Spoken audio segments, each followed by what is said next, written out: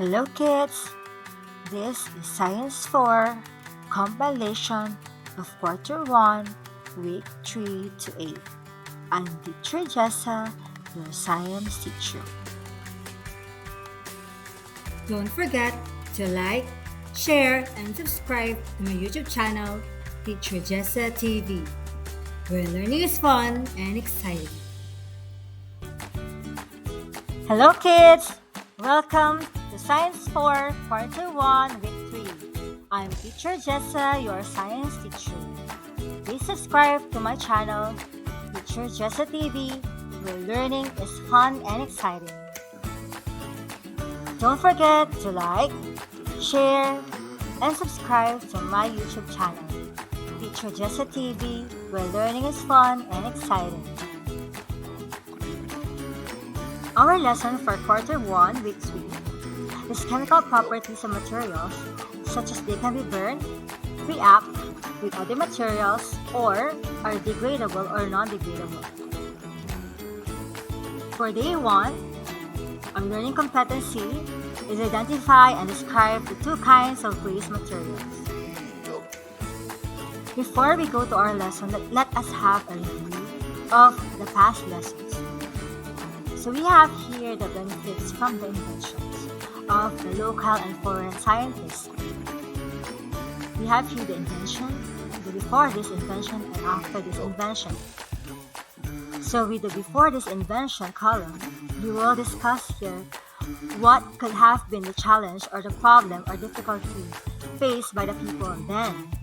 Then after the invention, we will state how this has helped people's lives as they use the object. We have known that matter is anything that occupies space and has mass. So matter has different physical and chemical properties, and these properties determine how it is classified, changed, and used. So in the next phase of this lesson, we will learn more about these properties of matter and how to classify these materials according to their properties.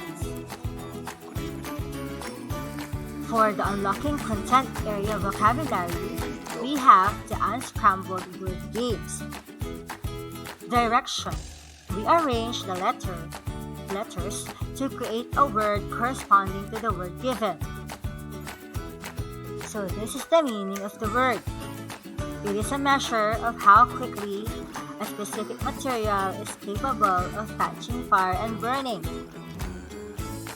So what will be the answer for the unscrambled word number 1? Very good. It is flammability. Flammability is the capacity of catching fire and burning. The next unscrambled word number 2. Its meaning is, these are the waste products, such as packaging materials, that can be slowly broken down into simple parts by chemical reactions or physical force. The answer is degradable. For unscrambled word number 3, the meaning of this is waste materials that can be broken down into simpler, non-toxic substances by microorganisms. Great! The answer is biodegradable. Explicitation. Paper is made from wood pulp and is used for writing, printing, and packaging. Paper is highly flammable and burns quickly when ignited. It is usually burns with a bright flame and can be consumed rapidly. So recognizing the flammability of paper is important, especially for fire prevention measures in offices, schools, and homes. So we have these examples of how different materials exhibit varying levels of flammability and highlight the importance of understanding flammability properties for safety and practical purposes in everyday life. So we have here a piece of wood from a tree. So wood is a natural material commonly used in construction and furniture making. So wood is flammable. So madali siyang masunog and can easily catch fire. When exposed to heat or flame, it burns relatively slowly, producing heat and light. So understanding this flammability of wood is important or crucial, especially for fire safety in buildings and forests.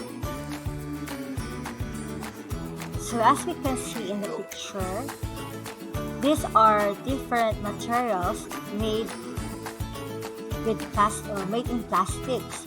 So these are plastic drinking straw used in various products, including packaging, utensils, and toys.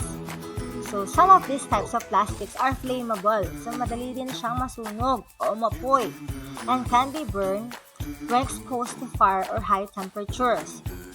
So this flammability of plastic varies depending on its composition and additives. So awareness of the flammability of this plastic is essential also to fire safety in buildings, transportation, and waste management. Cotton ball. So cotton ball is a natural fiber obtained from cotton and is used in textile, clothing, and medical supplies. Cotton is highly flammable and burns easily when ignited. Burns quickly and can produce hot flame. So understanding the flammability of cotton is very important for safety in clothing manufacturing, building materials, and medical applications. And the last one, we have metal paper clip. So these are metals which are solid materials characterized by their shiny appearance, conductivity, and strength. So they include iron, aluminum, copper, and gold. Most metals are non-flammable and do not catch fire under normal conditions. They have high melting points and are not easily oxidized. Recognizing the non-flammability of material or the metal is important for fire-resistant building materials, electrical wiring, and industrial applications. Activity time! For the activity number 1, we have the flame test, and this is 30 minutes.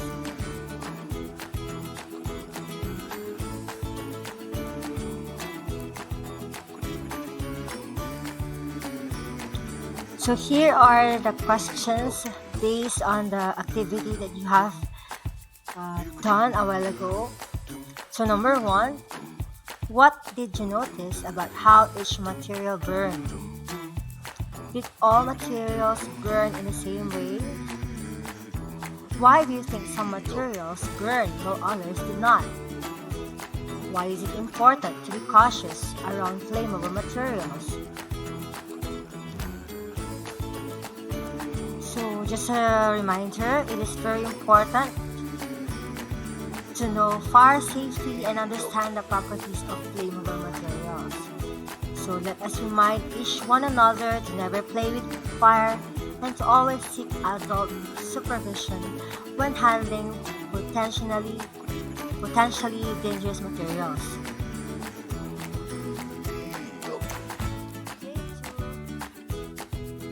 How materials react with other materials. So we will learn more about this as we go on with our topic for today. So we have here baking soda and vinegar. So later we will know what is these two materials or these two ingredients are and how are they going to react with each other. So vinegar is a weak acid commonly used in cooking and cleaning, while baking soda is a base commonly used in baking and household cleaning.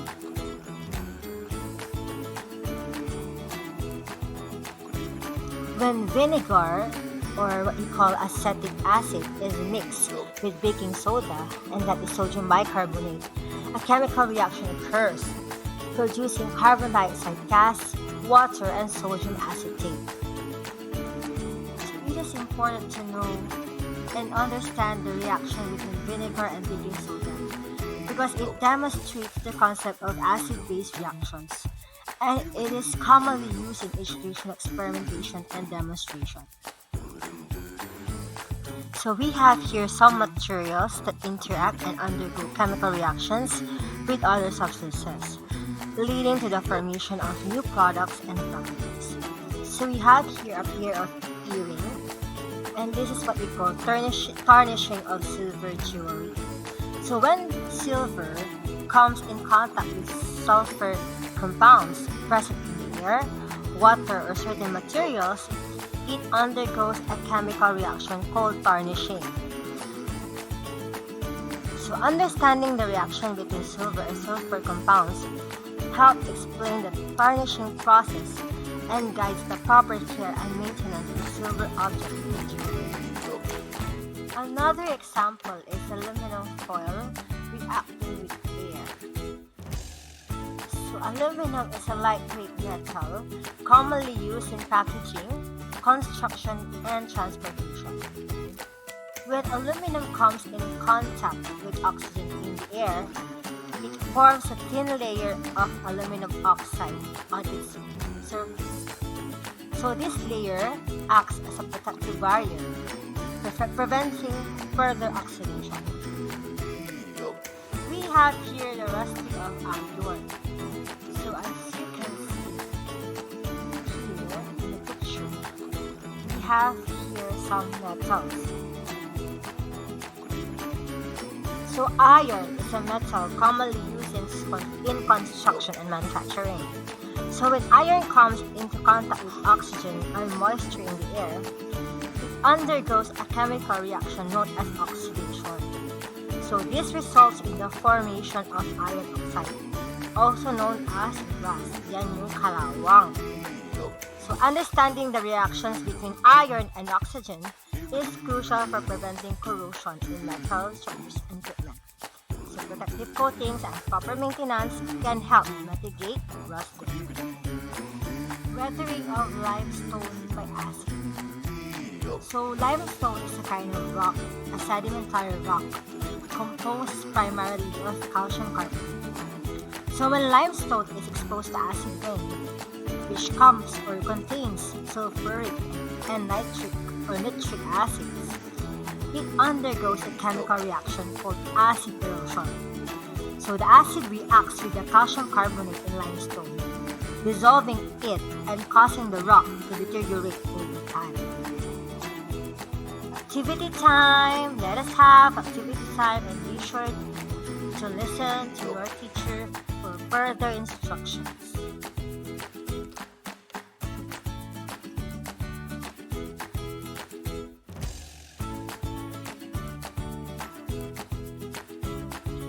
Let us answer some questions based on the activity that we have done.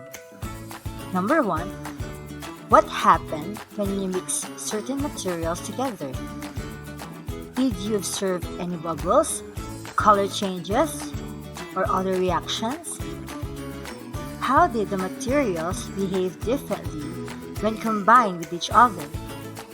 Can you identify any patterns or similarities in the reactions you observed? How might these reactions be useful in your everyday life or in science? For our day 2, we will know more about degradable or biodegradable. Have you seen our trash bins outside? What can you say about these trash bins? What did you notice about the picture? Why we should throw our waste properly? Degradable materials can break down into smaller pieces over time by chemical reaction or physical force. Examples of this are plastic bottles, anything that is made of plastics, bottles, and others. Biodegradable materials can be broken down by living organisms into simpler substances. Examples of this are the peelings of fruits and vegetables. I have here an apple, and this is an apple core. So will you try to describe the appearance of the apple core? Why is the apple core considered biodegradable? How do living organisms, such as bacteria and fungi, contribute to the biodegradation of such material? How does composting apple cores contribute to sustainable waste management? What environmental benefits result from returning nutrients to the soil through composting? The apple core is biodegradable, meaning it can be broken down by living organisms such as bacteria and fungi into simpler substances over time. When discarded in natural environment, microbes in the soil break down the apple core through the process of decomposition. The organic matter in the apple core provides nutrients for soil organisms contributing to soil health and fertility. Biodegradable materials like apple core can be composted, returning nutrients to the soil and reducing waste sent to landfills. Let us now see the difference between biodegradable and degradable, biodegradable material, and non-biodegradable material. In biodegradable, the degradation of a biodegradable material is fast. In degradable, the degradation of a biodegradable material is slower and some take years and decades. Biodegradable waste is decomposed and degraded by microbes or microorganisms. Non-biodegradable waste cannot be decomposed by microbes or naturally. Biodegradable waste is not collected, but it is used up in short time. Non-biodegradable waste is often collected. Biodegradable waste has been a part of biogeochemical cycles and give back quickly, turn over. Most of the non-biodegradables cannot enter the biochemical cycles and can harm the environment. Biodegradable waste can be used to generate energy as a compost and biogas. Non-biodegradable waste can be separated and recycled, but the process of doing is so costly. What kind of waste I am? Biodegradable or degradable? First, degradable. Second, biodegradable. Third, degradable. And fourth, degradable. It's activity time! The title of the activity number 2 is Exploring Degradable and Biodegradable Materials. You need to finish this for 15 minutes. Listen very carefully to the teacher's instructions and direction.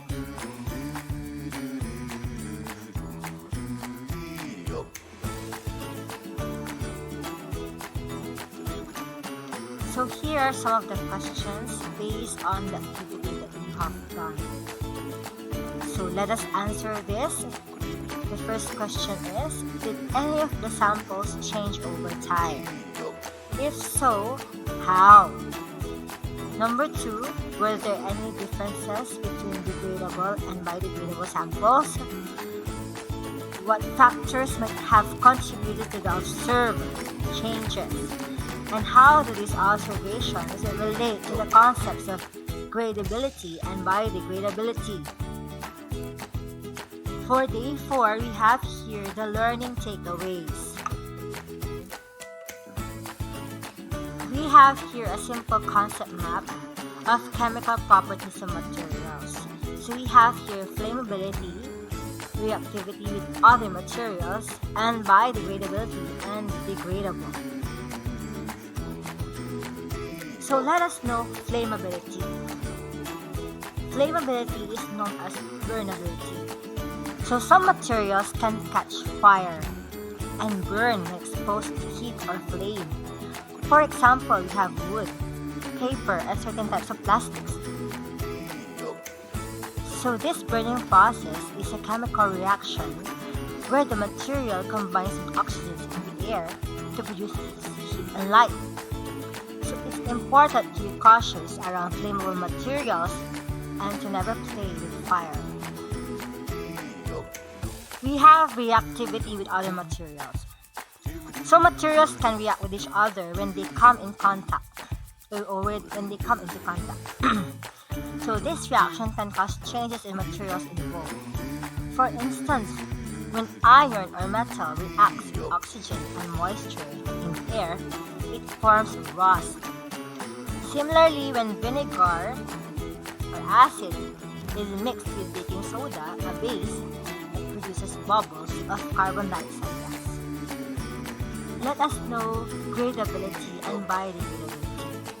So materials can break down or decompose over time due to various factors such as exposure to sunlight, air, water, or microorganisms like bacteria and fungi. Degradable materials eventually break down into smaller pieces, while living organisms can break down biodegradable materials into simpler substances. For examples, food scraps, paper, and certain types of plastics are biodegradable, meaning they can be break down naturally by the bacteria and other organisms in the environment. Let us now have an evaluation of your lesson, a formative assessment.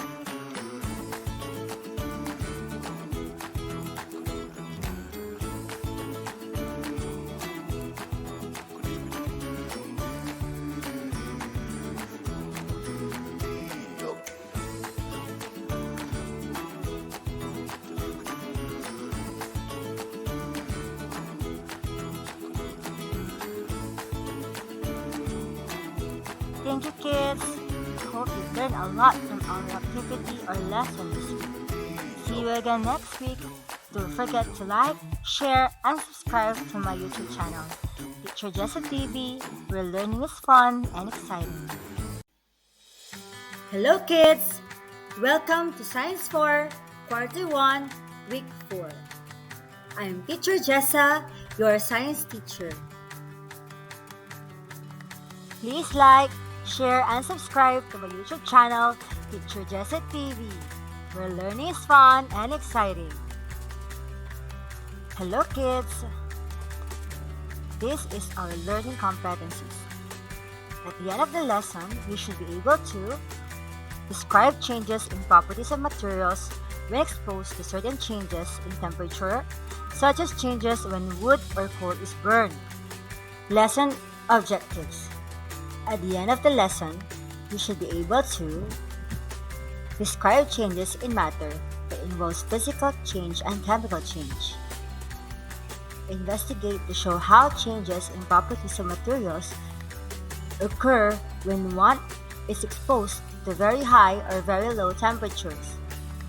And number 3, cite situations where phase change is beneficial. Before we start, let us have first a review. A review about states of matter. Are you ready, kids? Let us have the first one. Solid. Solid has definite shape and volume. It has particles that are packed closely together and usually arranged in a regular pattern. Mug or cup, shirt, book, and eraser are some of the examples of solid. Liquid. Liquid has definite volume but has no fixed shape. It has particles that can move and are in close contact. Syrup, shampoo, olive oil, and orange juice are some of the examples of liquid. Gas has no definite volume and shape. Has particles that are wildly separated. Helium in a balloon, steam from a kettle, argon in a tank, and nitrogen in a tank are some of the examples of gases. The fourth state of the matter is plasma. Plasma has no definite volume and shape. It has charged particles that are wildly separated. The fourth state thunder, firewall, flame, and comet's tail are some of the examples of plasma. To sum up, let us read the following. Solid has particles that are packed closely together. Liquid has particles that can move and are in close contact. Gas has particles that are wildly separated. And plasma has charged particles that are wildly separated. Please get a plain sheet of paper and try to answer this activity. Today is our day 1, and we will learn about physical change. Let us have first the unlocking content area vocabulary. Before we start, let us read first the direction. We arrange the letters to create a word corresponding to the word given by the teacher. So let me read the meaning. It is to make or become different. So this is the first unscrambled word. Let me see if you know the answer. Correct, kids. The answer is change. For the second, it is a measure of how hot or cold something is. This is our second unscrambled word. Let me see if you know it, kids. Great! The answer is temperature. For the third unscrambled word, with a meaning, it is a type of food with a limited shelf life if it's not refrigerated. What do you think is the answer, kid? Great job! The answer is perishable. For the third one, it is a process in which one or more substances, the reactants, are converted to one or more different substances and its products. What do you think is the answer? It's a big check. Chemical reaction. It is the chemical reaction that occurs between substances when material is burned. What do you think is the unscrambled word? Great job, kids! The answer is combustion. Now let us go to physical change. Melting is a process where a solid turns into a liquid when it gets warm enough. And something melts, becomes soft, and turns into a liquid. For example, when ice cream melts, it becomes liquid instead of being hard like ice. Let us know the 3 examples of melting. The first one is ice melting. One common example of melting is when ice cubes are left outside on a warm Sunday. As the sun shines on them or the temperature gets warmer, the ice cube starts to melt and turn into water. The second is chocolate melting. Another example is when you heat chocolate in a microwave or over a stove. The solid chocolate turns into a liquid, making it easier to spread or use for making desserts like chocolate-covered strawberries and others. The third one is candle wax melting. When you light the candle, the heat from the flame melts the wax. The melted wax then drips down the candle, creating a pool of liquid wax fuels the flame. Remember, kids, understanding melting helps us understand how things change from solid to liquid when they get warm. This process is useful in our daily lives, whether we're cooking, playing, or even recycling. We have here some real-life applications and uses.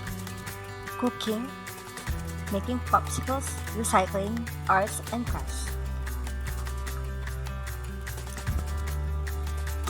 Now let us learn about evaporation. So evaporation is when the liquid turns into a gas. So this happens when the liquid gets warm enough and its molecules move so fast that they escape into the air as vapor. You can think of it like tiny visible water particles flying away from puddle, a cup of water, or even wet clothes when they left out to dry.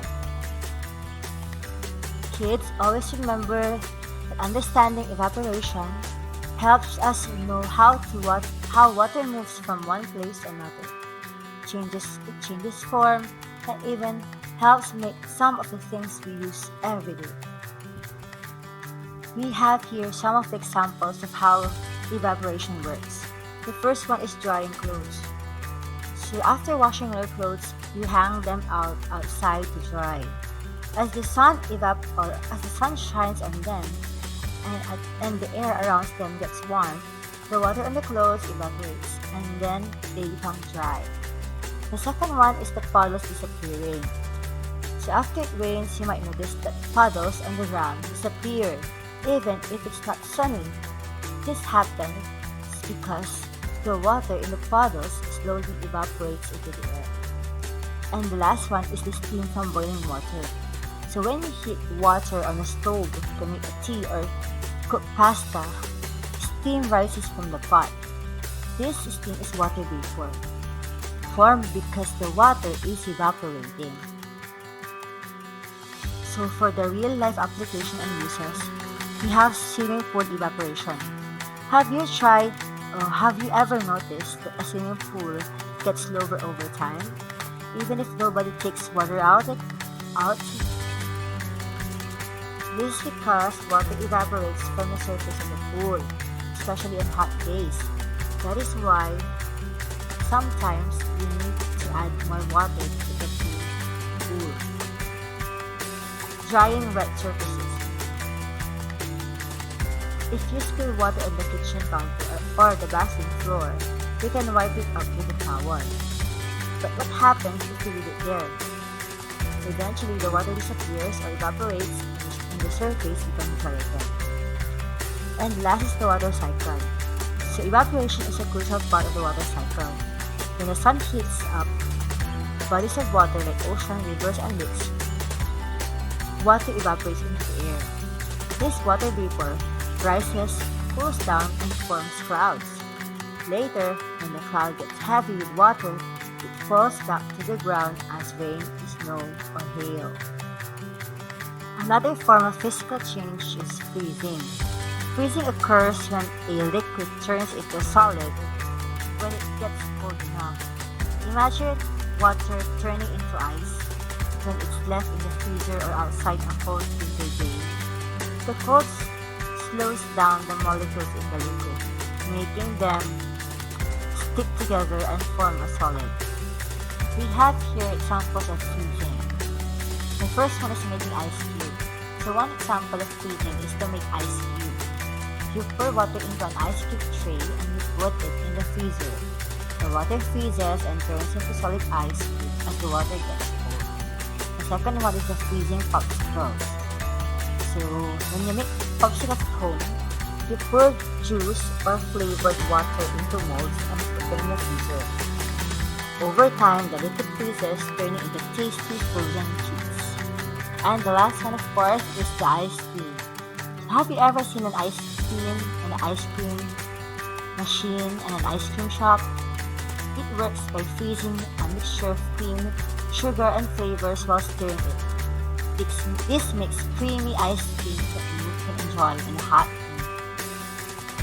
For real-life appreciation or application and uses, we have preserving food, keeping cool, transporting perishable goods, and making frozen foods. Hello kids, welcome to our day 2. Hope you will learn many things on our lesson for today. This time, let us have an activity time. But before that, please listen to the instruction and the direction of the teacher.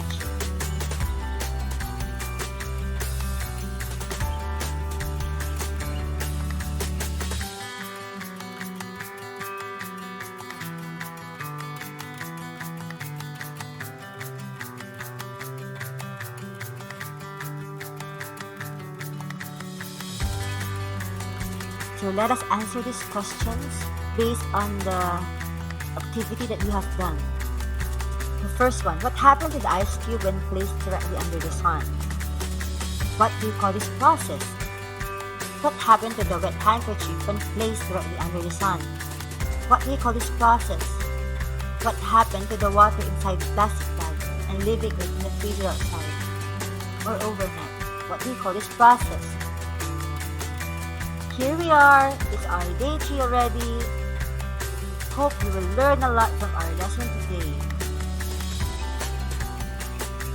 So what can you see in the picture? So we can see here wood. So what the wood looks like, feels like, and smells like. So let us do this one. Let us light one end of the wood piece using matches or lighter. Use metal tongue or stick to hold the burning wood for safety. So, be careful and don't play with fire. Place a metal can or fire-safe container underneath to catch any ashes or ember. So burning is a chemical reaction that occurs when a substance is combined with oxygen from air, releasing heat and producing new substances.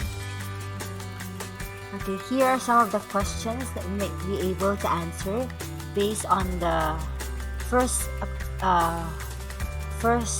slide that we had. So the first one is, what changes do you see when you light the wood on fire?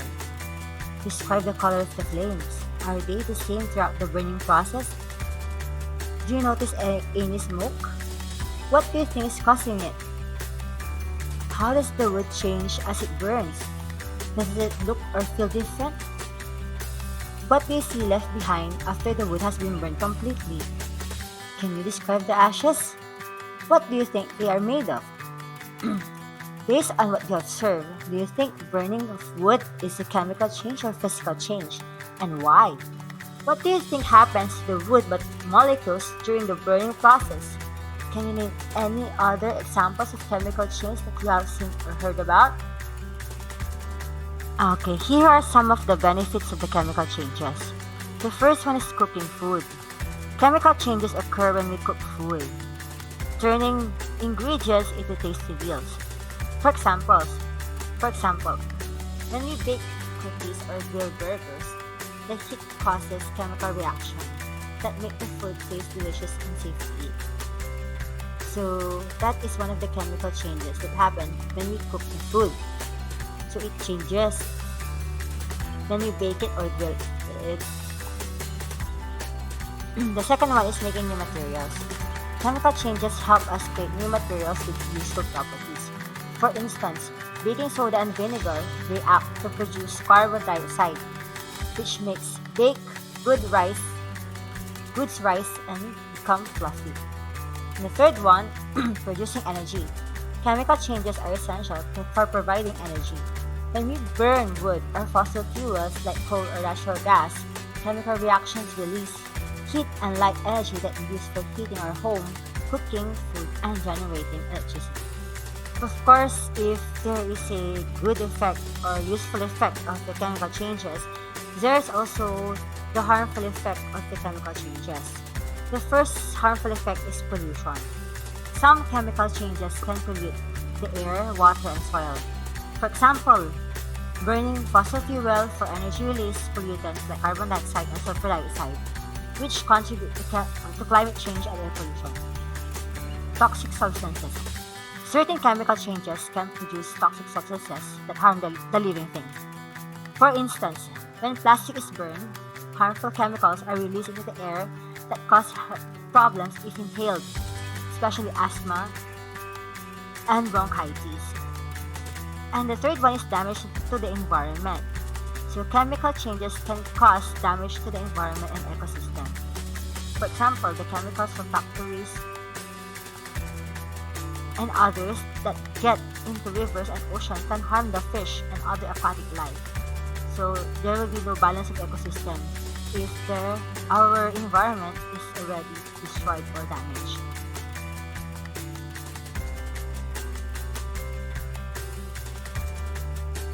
Yes, it's our day 4. Let us have a new lesson for today. So let us have here a flow chart. So what are the things that you can see here? So we have here the changes in material. It's either physical change or chemical change. So for physical change, nandiyan yung melting. solid to liquid, evaporation, liquid to gas, and freezing, liquid to solid. For chemical change, andyan naman ang formation of charcoal, rust formation, production of smoke, formation of ash, and formation of bubbles. And with all these things, there is a formation of new material. So again, physical changes. Physical changes are alteration in the appearance or state of a substance without changing its chemical composition. So in other words, the substance remains the same at a molecular level before and after the change. So physical changes can involve changes in state like solid, liquid, or gas, size, shape, or phase. So let us learn about evaporation. So as you can see in the picture, evaporation occurs on the surface of a liquid when a substance in a liquid state is changing to a gaseous state. So it is from liquid to gas. So evaporation is a physical change in which a liquid substance changes into gas state at temperatures below its boiling point. So during evaporation, molecules at the surface of the liquid gain enough kinetic energy to overcome the intermolecular forces holding them together and escape into the wonderful or surrounding space as vapor. This process occurs spontaneously and continues until there is a balance or equilibrium is reached between the rate of evaporation and the rate of condensation. Common examples of evaporation include water evaporating from puddles, drying clothes on a clothesline, and gradual disappearance of liquid perfume from a container. So this time we have the melting. So when we say melting, it is solid to liquid. Melting is a physical change and a solid substance changes into a liquid state when heated to its melting point. So during melting, the intermolecular forces holding the particles of the solid together weaken, allowing the particles to move freely and flow past each other. This results in the solid substance transforming into a liquid while maintaining its chemical composition. Some examples of melting includes ice melting into the water, wax melting into a liquid state when heated. How about freezing? For freezing, it is from liquid to solid. So freezing is a physical change in which a liquid substance changes its state into solid. So when it is cooled, or when it's cold, its freezing point occurs. And during freezing, the kinetic energy of the molecules decreases, causing them to slow down and form orderly arrangement known as crystals. As a result, the liquid substances transform to solid with a fixed shape and volume while retaining its chemical composition. So that is freezing. So let us always remember that physical changes involve alteration in the state or appearance of a subject without changing a chemical composition. Melting, evaporation, and freezing are examples of these physical changes that occur when substances transition between different states of matter due to changes in temperature and energy. For chemical changes, they are also known as chemical reactions. They involve the transformation of one or more substances into new substances with different chemical properties. Chemical changes can occur due to various factors including exposure of material to high temperature and mixing of different substances. When materials are exposed to high temperature, the increased energy can break even the chemical bonds and facilitate the formation of new materials, leading to the creation of the new substances. Okay, here are the evidence of chemical change. Formation of charcoal. So when wood is heated to high temperature in the absence of oxygen, it undergoes a chemical change called carbonization. So this process removes the water and other substances from the wood, leaving them a black carbon-rich material called charcoal. Example, think of when you have a bonfire or grill marshmallow over a campfire. After being exposed to the heat, the wood turns black and become charcoal. Ito po yung uling na sinasabi nila. Another evidence of chemical change is the formation of bubbles. So bubbles form when a gas is produced during a chemical reaction. So this happens when two or more substances react chemically, producing a gas as one of the products.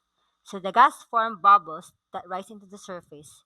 Examples: when you mix baking soda and vinegar, bubbles form because the chemical reaction occurs between the two substances, producing carbon dioxide gas. For the production of smoke, smoke is produced when materials burn incompletely, leading to the release of any tiny particles and gases into the air. It occurs during the combustion of organic materials such as wood, paper, or fossil fuels. Examples are when you light a campfire or a candle, smoke rises from the flame. This is because the materials are undergoing combustion and smoke is produced as a result. Let me test your knowledge on physical and chemical change. Let's have now the evaluation and the formative assessment. But before that, please listen to your teacher. Don't forget to ask for the direction or to the listen to the direction or the instruction of the teacher.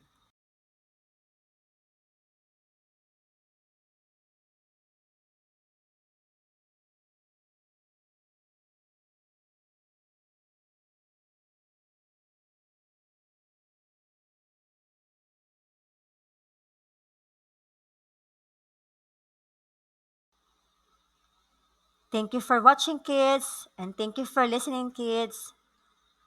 Don't forget to like, share, and subscribe to my YouTube channel, Teacher Jessa TV, where learning is fun and exciting.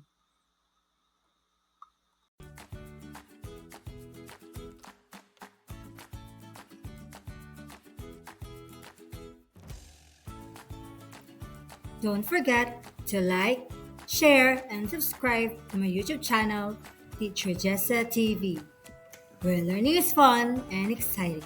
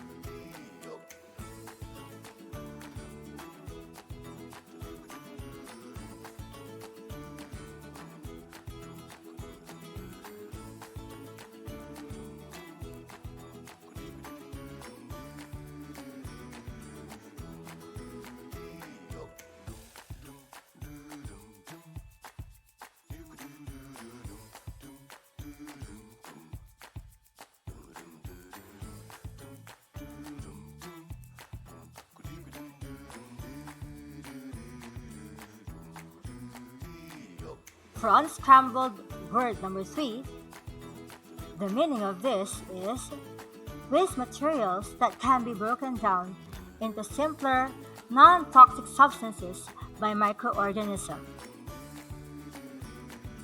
Great! The answer is biodegradable.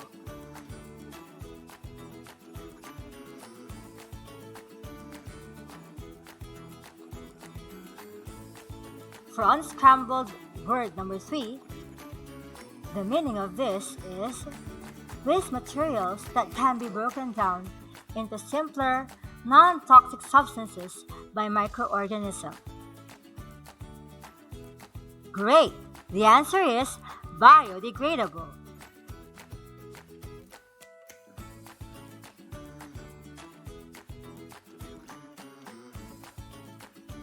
For unscrambled word number 3, the meaning of this is waste materials that can be broken down into simpler, non-toxic substances by microorganisms. Great! The answer is biodegradable.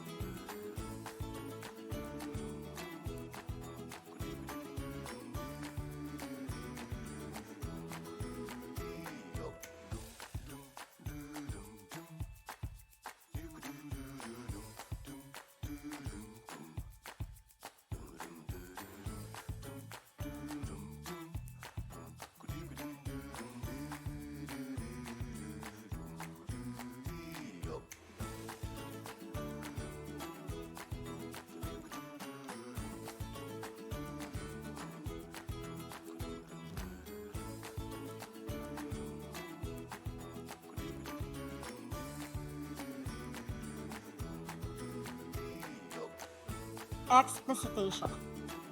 Paper is made from wood pulp and is used for writing, printing, and packaging. Paper is highly flammable and burns quickly when ignited. It is usually burns with a bright flame and can be consumed rapidly. So recognizing the flammability of paper is important, especially for fire prevention measures in offices, schools, and homes.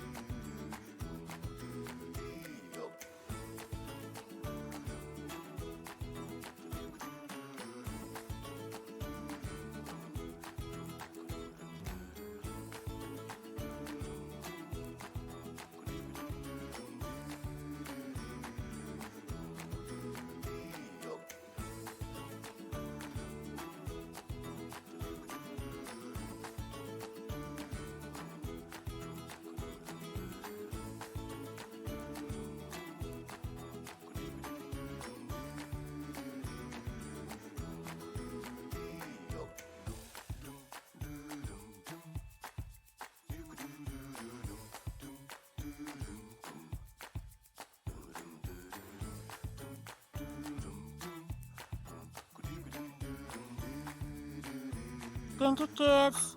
Hope you've learned a lot from our activity or lesson this week. See you again next week. Don't forget to like, share, and subscribe to my YouTube channel, Teacher Jessa TV, where learning is fun and exciting. Hello, kids. Welcome to Science 4, Quarter 1, Week 6. I'm Teacher Jessa, your science teacher. Don't forget to like, share, and subscribe to my YouTube channel, Teacher Jessa TV, where learning is fun and exciting. For Quarter 1, Week 6, identify issues and concerns in the local community and how they could be addressed by science, such as the treatment of waste.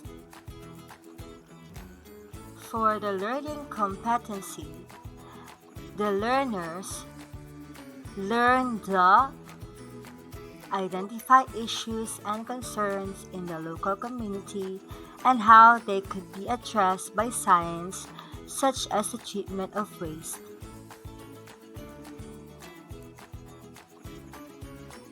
Learning objectives, apply science process skills and attitudes in conducting a guided survey about environmental issues and concerns, including grouping and classifying, communicating, and open-mindedness. This time, for our review, let us sing the song Paraiso and list down 3 lines from the song describing the environment.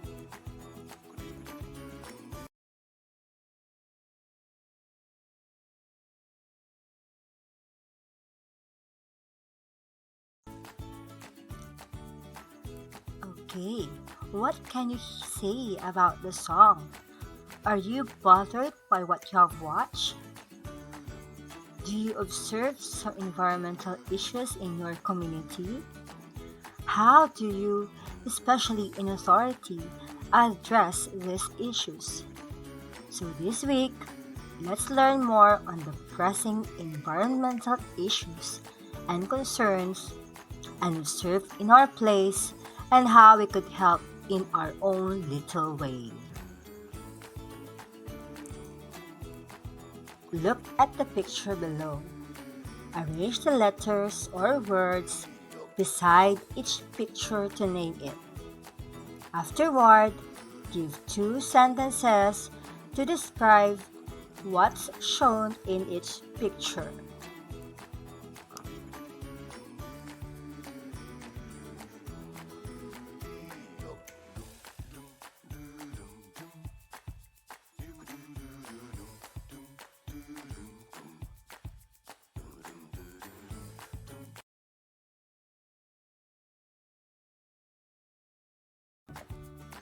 So our guide questions before we watch the video are: what are the environmental problems shown in the video?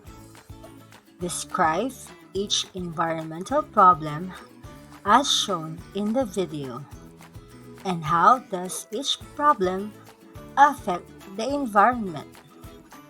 After watching the video, the teacher will facilitate a short discussion about the content of the video. We now have a work example entitled EnviRescue Trip. This is your worksheet number 1. For Station 1, article about deforestation. So each copies of articles must be given to the members of the group to read. So what are the guide questions? What is deforestation? What are the reasons why deforestation happens? And give simple things that man can do to protect our forests from deforestation. Let us know more about this deforestation. Deforestation is the full or large-scale removal of a forest or area of trees in order to clear land from human development. This is what we call deforestation. Here are the causes of deforestation. We have the timber logging, industrial agriculture, mining, building of infrastructures, and global warming. To prevent deforestation, we must A. Have educational campaign. B. Reforestation. C. Rules and regulations. C. Renewable forest resources. E. Reduce paper. And letter D. Eco-friendly products.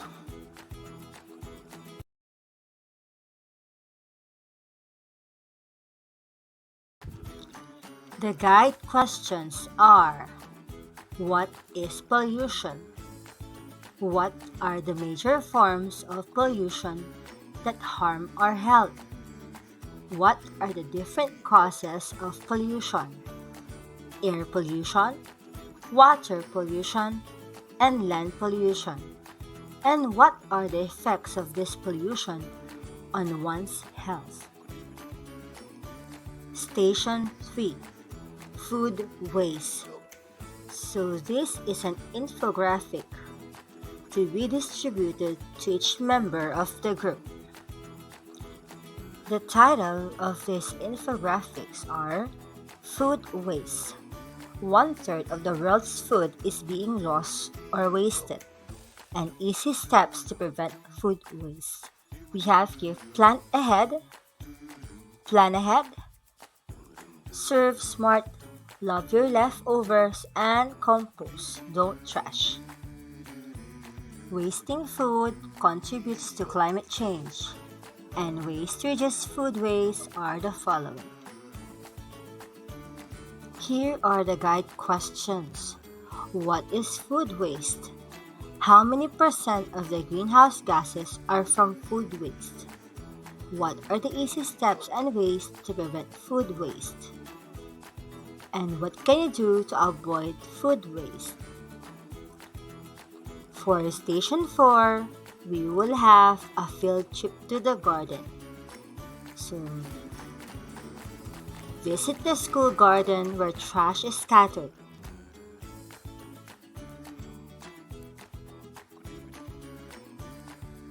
So tell the learners to identify the different trash found in the garden and segregate it using trash cans labeled biodegradable and non-biodegradable. So the guide questions are: what is the trash you found in the garden? What did you do with the trash? How do you classify the trash that you picked from a garden? And what should be done with our trash? So here are the possible questions and answers based on each stations. So what is deforestation? So deforestation is the purposeful cutting of wood or trees or clearing of forested land. This is the clearing of thinning forests by humans. What are the reasons why deforestation happens? Deforestation is due to the following reasons: agricultural expansion, infrastructure expansion like road building, high demand for timber and logs, field for grazing animals, and other purposes. For Station 2, what is pollution? Pollution is the presence of substances in the environment that has harmful or poisonous effect on one's health. Pollution is the introduction of something to the surroundings that causes harm to the natural environment. How about the major forms of pollution that help or that harm our health? We have here air pollution, water pollution, and land pollution. And what are the different causes of pollution? Air pollution, water pollution, and land pollution.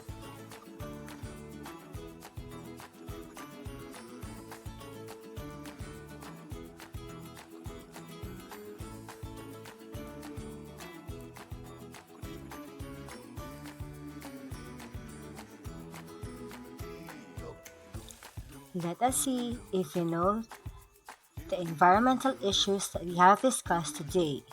So write 2 concepts that you have learned about the environmental issues: deforestation, pollution, food waste, waste management. Let me check if you have understood our lesson for this week. We will have the formative assessment. Be sure to listen to the instruction of your teacher.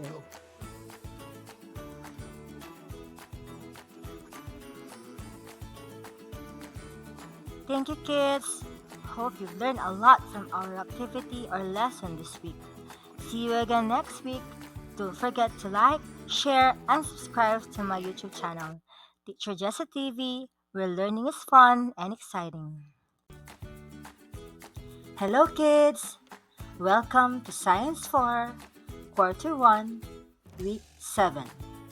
I'm Teacher Jessa, your science teacher. Don't forget to like, share, and subscribe to my YouTube channel, Teacher Jessa TV, where learning is fun and exciting.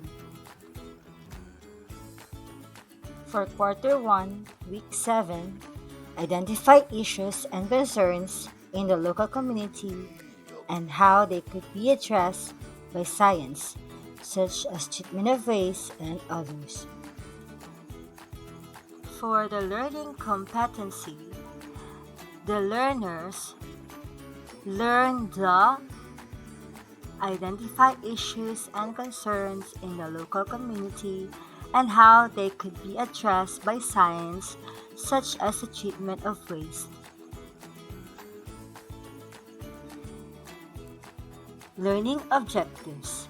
Identify appropriate science process skills and attitudes needed in addressing issues and concerns in the local community and explain the different scientific attitudes and scientific process skills. Before we start, let us first have a review.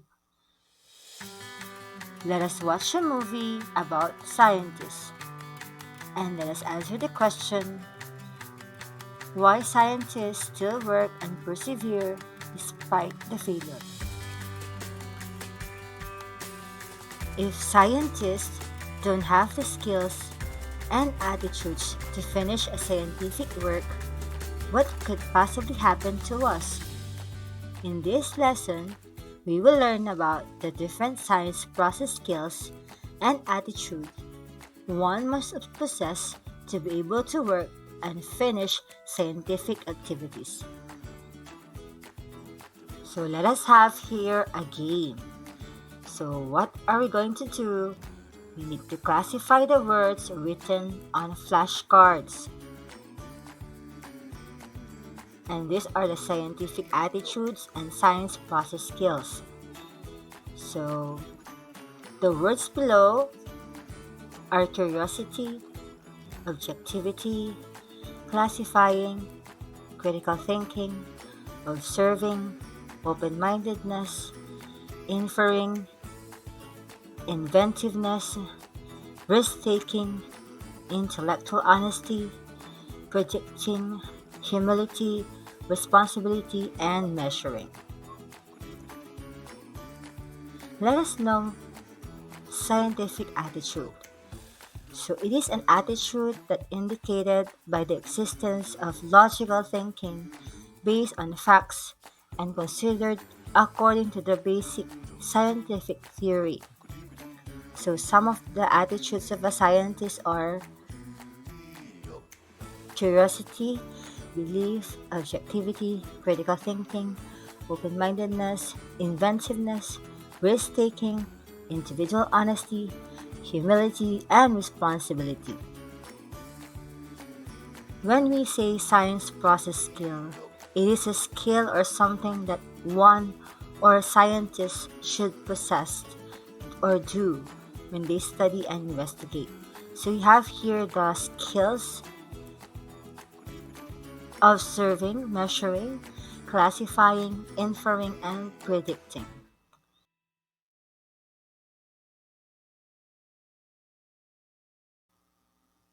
Do you like to do experiments? What are the things that you need to develop and possess to accomplish a scientific task properly and successfully?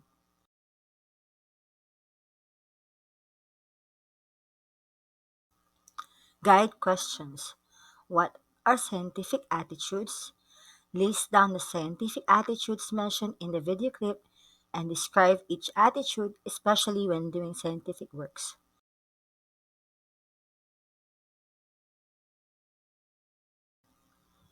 Guide questions. What are science process skills? What are the basic process skills as mentioned in the video. Describe each skill, especially when doing scientific works.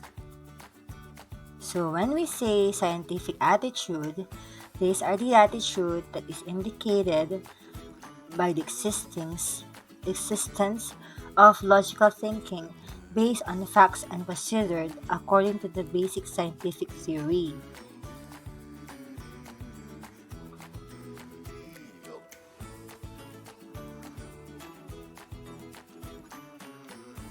Let us know the meaning of these words. When we say belief, it's everything happens for a reason. Curiosity is a hunger for information and wanting to know everything or reason for everything. We have objectivity, not letting own opinions or emotions influence the findings or the result of the experiment. We have critical thinking, testing all possible factors or hypotheses before giving conclusion and generalization. Open-mindedness, listening and respecting ideas of others, and willingness to take suggestions. Inventiveness means generates new and original ideas, and risk-taking is willingness to take risks, even the work may fail or may generate criticisms. Intellectual honesty, so giving truthful observation and properly acknowledging ideas of others. And humility, recognizing one's weaknesses and acknowledging better ideas from others. And responsibility is actively participating in a task and religiously doing their task. Of course, we have the process skills, science process skills. So it is a skill or something that one scientist should possess or do when they study and investigate. We have here observing, measuring, classifying, inferring, and predicting. When we say observing, it is a skill where we use our sense organs. We have eyes, ears, nose, tongue, and skin. When we say measuring, it is skill needed in telling the properties of materials and units. Classifying, of course, grouping based on defined criterion. Inferring, explaining an observation, and predicting, telling the outcome of an event. So let us answer this. List down 10 scientific attitudes and list down 5 scientific process skills. Let me check if you have understood our lesson for this week. We will have the formative assessment. Be sure to listen to the instruction of your teacher. Okay, the direction for the formative assessment or formative test is match the scientific attitudes to the situations which best describe them. Write the letter of the correct answer. Good luck, kids. Good luck.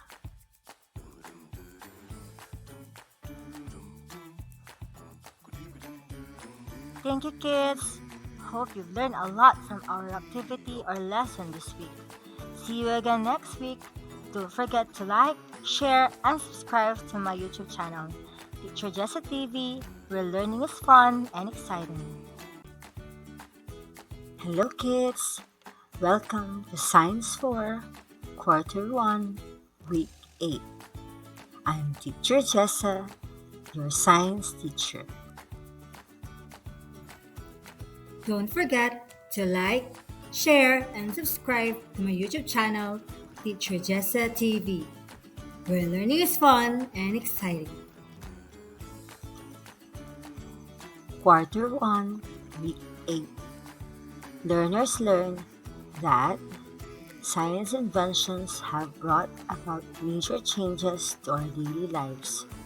Chemical processes or properties of materials determine their uses. Communication skills and open-mindedness are needed in solving environmental issues. Learning competency. The learners apply scientific process, skills, and attitudes in conducting a guided review, survey about environmental issues and concerns, including grouping and classifying, communicating, and open-mindedness. Learning objectives. Identify appropriate science process skills and attitudes needed in addressing issues and concerns in the local community. Explain the different scientific attitudes and science process skills. We have here some pictures. What can you say about each picture? What can you see in the picture? Are these real life scenarios? Have you seen any of this with your own eyes? So, in the past lesson, you have learned about scientific process skills and attitudes. How can knowing and developing the skills and attitudes help us solve problems like this? Do you observe environmental problems in your locality? This week, we'll talk about different problems that we observe in our place and conduct a simple investigation to find out their causes and their effect to the society. We have here the 5 important words that we need to unlock. So before proceeding, the learners need to define the following words which they will be encountering in their lesson for this week. We have water pollution, land pollution, garbage pollution, environmental problems, and community.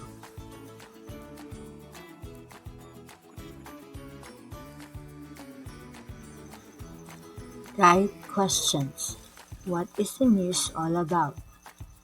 What is celebrated nationwide as mentioned by the news article? Why do you think there is a nationwide awareness on waste segregation?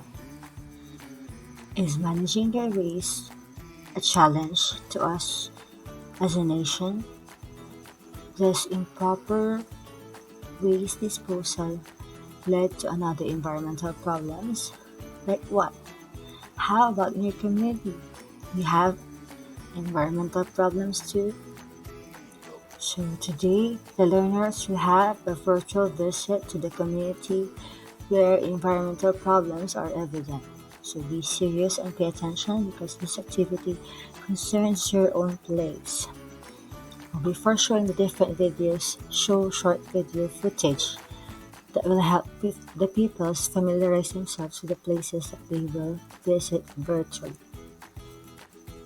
So we have here an activity. So this is entitled Zoom in to Nature, and this will be done for 20 minutes. So the objective for this is conduct simple guided investigation to environmental problems. Of course, we needed some video clips, and if we can invite a resource person. And here are the form that we need to be answered. It says here to observe environmental problem, causes of the problem, impact of the community, and how the community address the problem.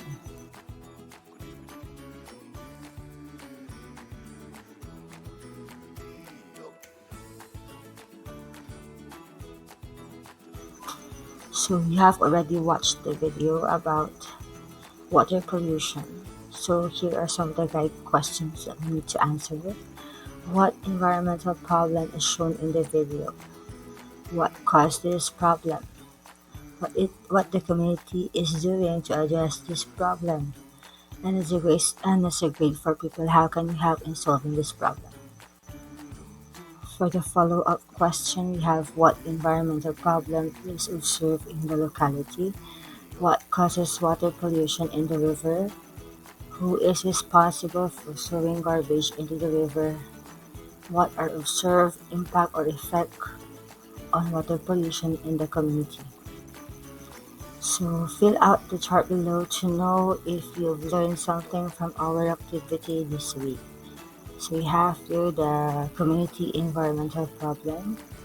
It causes the impact of community and activities by the community to solve the problem. Let me check if you have understood our lesson for this week. We will have the formative assessment. Be sure to listen to the instruction of your teacher. For your formative assessment, you need to make a slogan, a poster slogan. So you will make use of a 1/8 size illustration board. This will show how to care for the environment. This will be the basis, the rubrics for environmental poster. Thank you, kids. Hope you've learned a lot from our activity or lesson this week. See you again next week. Don't forget to like, share, and subscribe to my YouTube channel, Teacher Jessa TV, where learning is fun and exciting. Don't forget to like, share, and subscribe to my YouTube channel, Teacher Jessa TV, where learning is fun and exciting. Thank you, kids. Hope you've learned a lot from our activity or lesson this week. See you again next week.